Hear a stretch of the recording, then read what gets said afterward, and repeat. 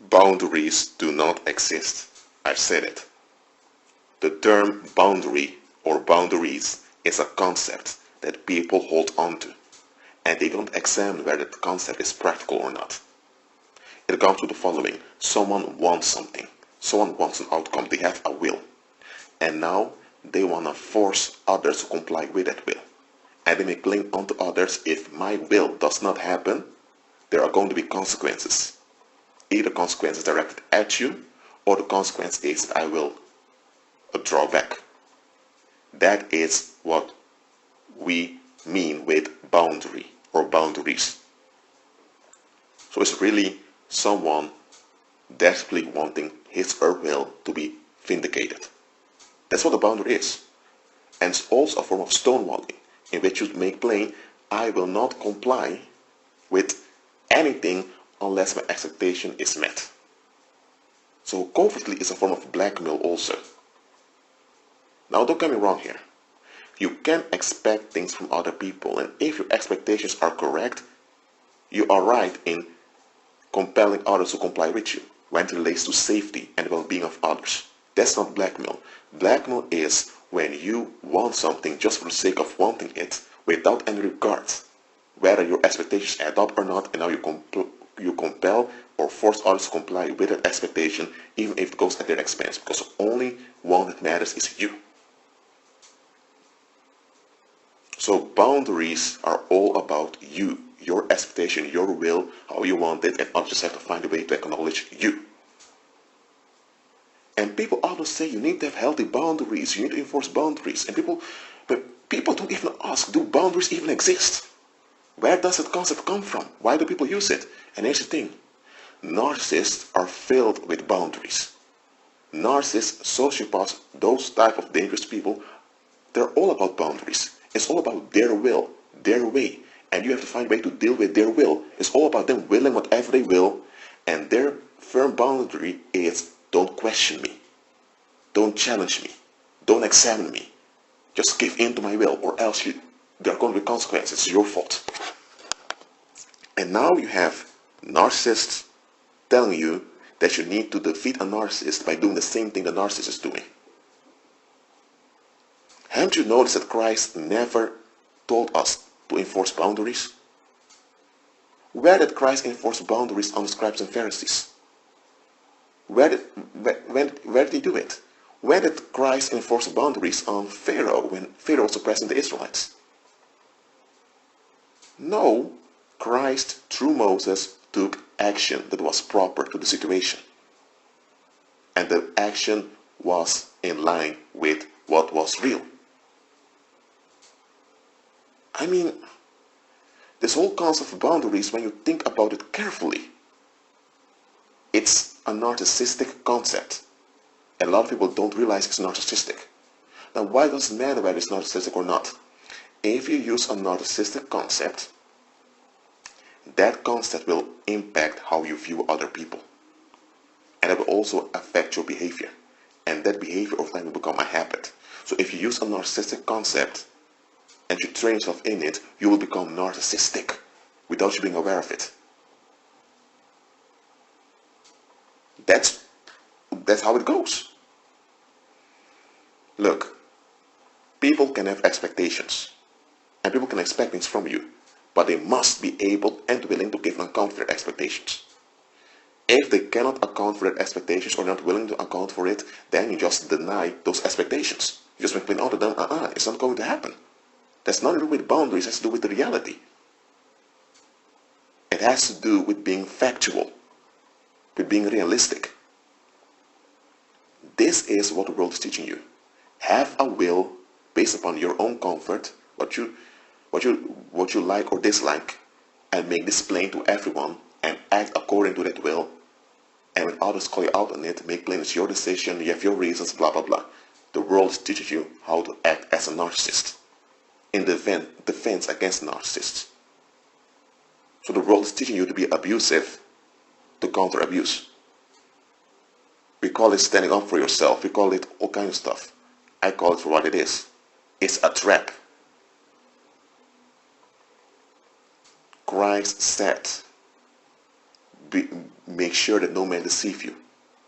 And when you check it out, people don't examine things.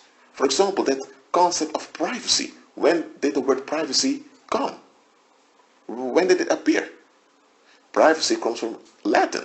It was used in ancient times. And in the 19th century, when naturalism was going on, the term was used again for corporations. But people today hear the word privacy, and the interpretation they receive is you can will whatever you will in your own space, and it's right to hold you accountable.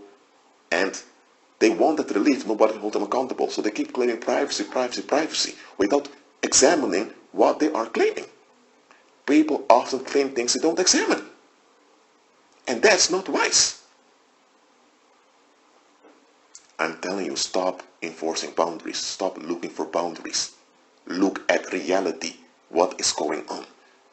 Be attentive and act according to what is going on.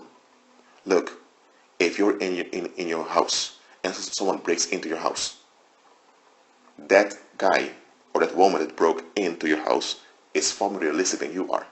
You think this is a boundary, it's my home. If I don't want you here, I don't want you here. It's my house, I determine, I pay the rent. It doesn't matter how much things you determine with your will. It doesn't matter how much rent you pay. When someone comes with a gun and destroys your door, they're in. Okay? They know that all that claiming and willing won't stop them from entering in.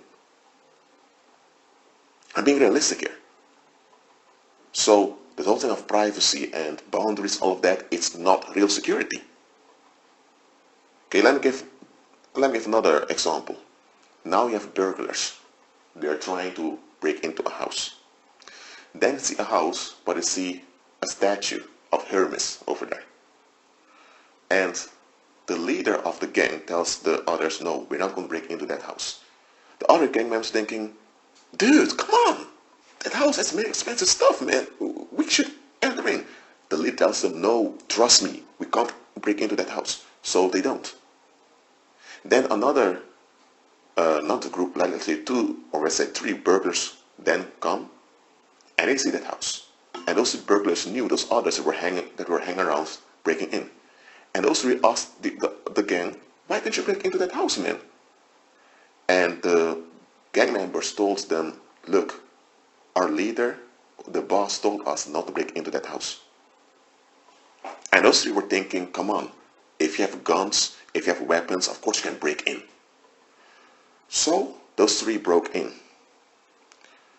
When they were in the house, a thick fog of confusion fell on them. And they ended up hurting themselves.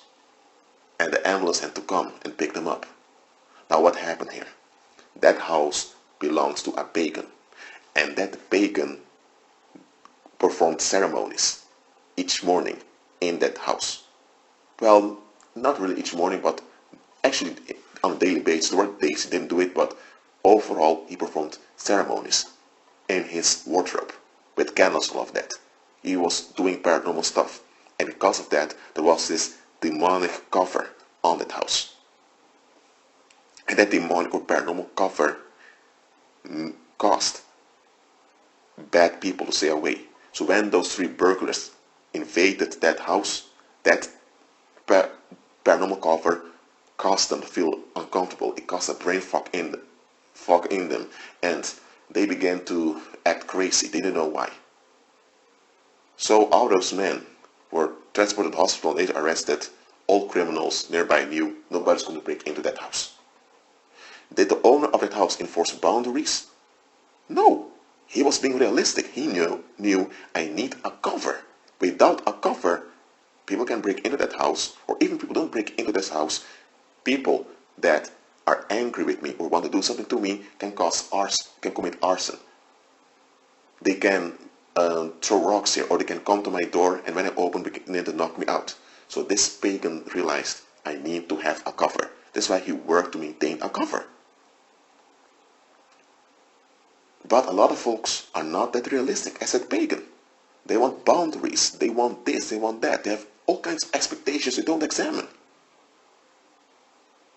Look, boundaries don't exist, just like privacy does not exist.